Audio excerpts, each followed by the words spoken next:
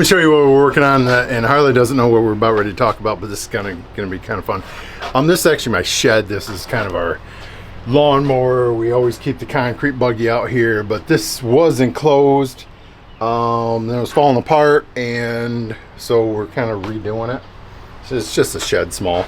I had stone in here. Well, I had some form of concrete. We took it out, but then we replaced it with stone, but we just went back in with concrete. Insert photo. But we got posts right here. So the posts are set. We set the post here quite a while. Of course, this is something a traditional concrete. I know you guys are going to be fussing about that. It is what it is.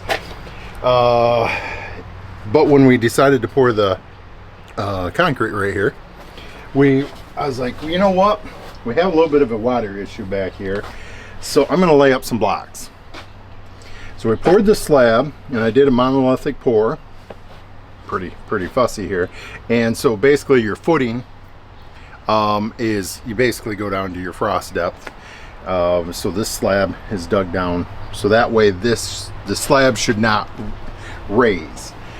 Because you don't want to be pouring this slab just the way it is.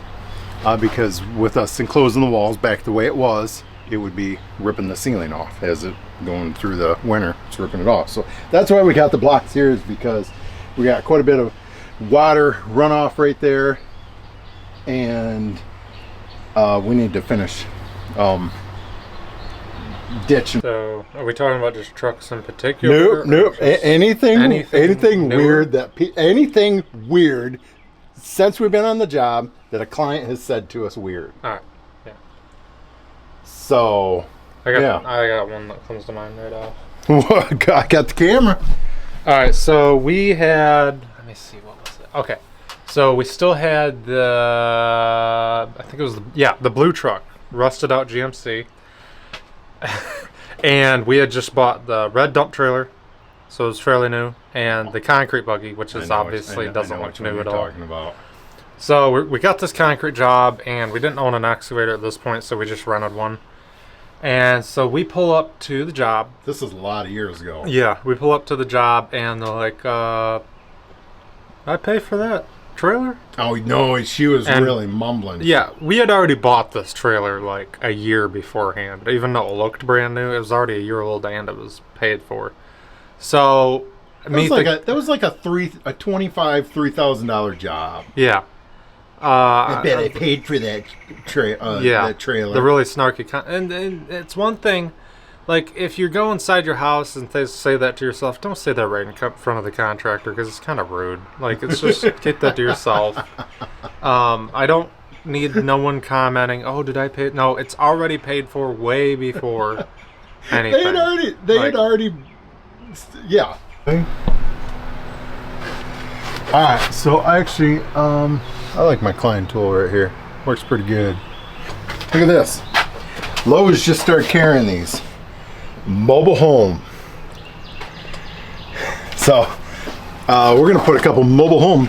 So they got aluminum. Harley says he's gonna paint them. I don't care if he does. Yeah, he probably will. I think he's just gonna tape off and paint it the outside.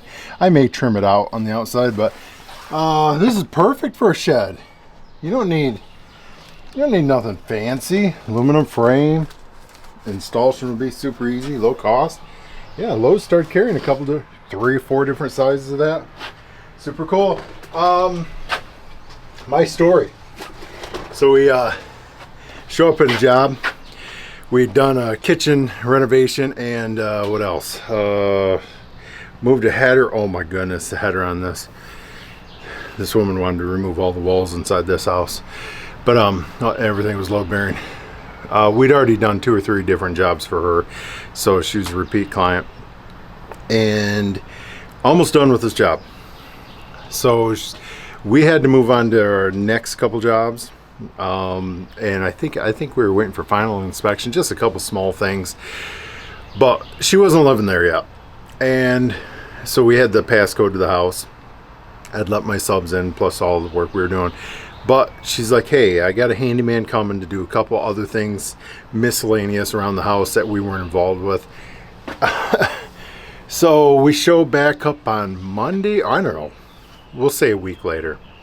we show up and to do a couple small things, and I'm like, I couldn't get inside the house, so I called her up and I was like, hey, I can't get in there. She's like, yeah, I had to change the passcode. And so she gives me the passcode, and we get in there. Really nice kitchen, beautiful kitchen. It was like 99% done, and I see a hole in the ceiling, and I was like, what in the world? And I'm like, man, I'm just going through my subs, who's it? So I called her up. I was like, there's a hole in your ceiling. She's like, yeah. She's like, the handyman that was there fell through the ceiling, and she's like, I don't really trust him, and I had to change the passcodes to the house. And yeah, so that was we've had some wild stories with that woman. All right, let's see how well this thing fits.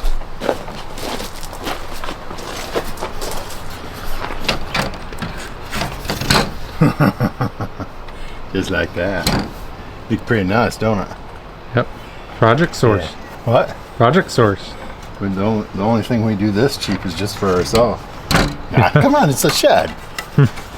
This guy is going over here. We're gonna do French barn doors or whatever. Is that such a thing as a French barn door? I don't know what you call them. Barn doors. So, you know, we're coming out here, and I picked up the 2x4s, and I was like, what's the biggest struggle that they have? Lags when you're putting hinges in is stripping out. So we went and picked a 4x6 up. Man, we don't have much room up here. We don't have much room here. So this is what I picked up.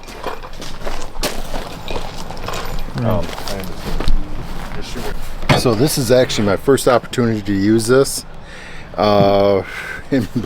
Guys, this will be in an upcoming video. This right here, the 40 volt. Is it called Carvex? We have the Fez tool version of this, and this is replacing the Fez tool. And cue all the Fez tool people squealing right now. So let me ask you, do you have the foot on an angle for a reason? Yes, right here.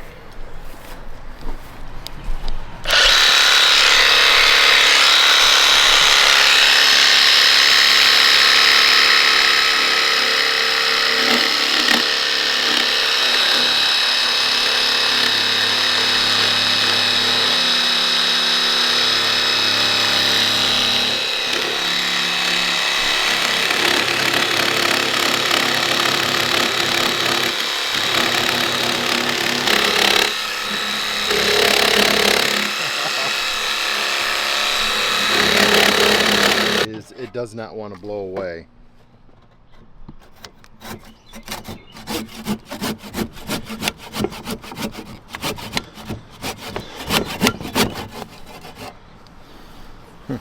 All right, so let me show you what we got here.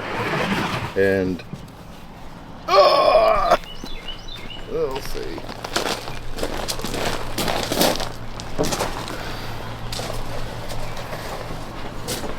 So put this in here. Alright, so she needs trimmed a little bit more. I thought I got it close, but look at what we got here. We got a gap. The 4x4 is bowed. And so I got two options. One is we either shim it. We could leave it right there. We could just leave it right there. This gap. Put some shims in there and bolt it up, or we can actually scribe it and get it to fit that perfectly. I'm not sure which way we were going. You'll see. Yes, we'll find out. We'll figure it out.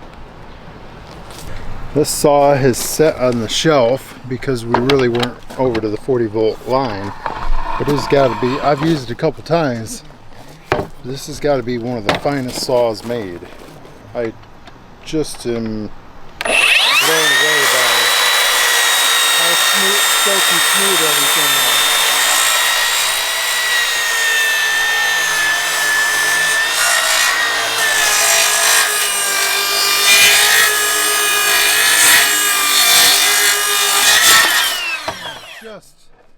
There's no vibration. There's you just want to cut stuff with it. Man. I like that soft start too. Nice saw. Yeah, that thing fits nice. The only thing it's protecting is concrete, Buggy. Look at the height. We're even limited on height here, but we get the standard Georgia buggy right here, and then coming soon the tracked concrete buggy, if Harley lets me. What about the mini bagger? I don't know. I want a concrete. I want a mini bagger. I want a track buggy. I want a mini bagger. Mini bagger? What is a mini bagger?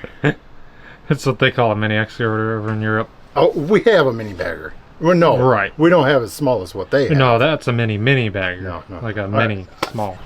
All right, so we got the mobile home windows on. I like them. I think they're going to work out.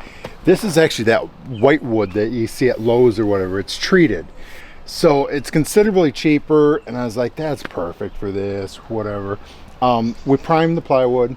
We're leaving that. We're going to let it dry out a little bit more, and then we'll come back with primer here shortly and then get it painted. So cool. Check out the front. We actually matched the front. It's so nice to actually have this back. Previously, the shed just deteriorated. I used to store all my firewood in here. Just the sides needed rebuilt.